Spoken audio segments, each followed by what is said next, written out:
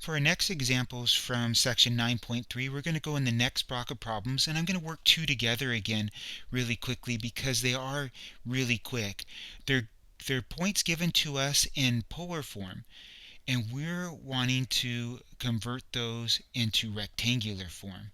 And so as we look at something like number 24, number 24 is asking us to take 3 cosine of 210 plus I sine of 210 and convert that into its rectangular form. Well, it's as easy as doing the trig that's here. Cosine of 210 degrees. Well, cosine of 210 degrees is related to,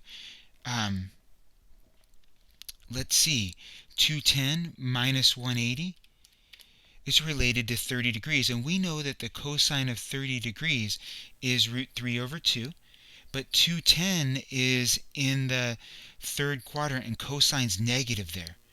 And then and then the sine of 210, since it's related to 30 degrees, is 1/2. But it's also, 210 is also, again, in the third quadrant, so it's also negative. And so the only thing left to do is distribute the 3. So the answer in the back will be negative 3 root 3 over 2 minus 3 over 2I. For that one right there, number 24. So converting these is pretty nice if they stick with angles that we know, which they typically do.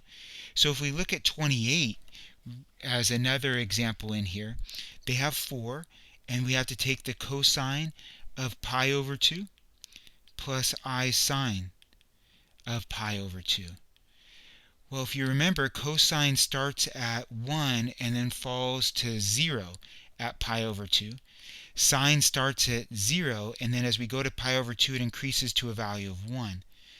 And so maybe you have those memorized already, but that's what we have. So we're not going to have any real part. Everything's imaginary,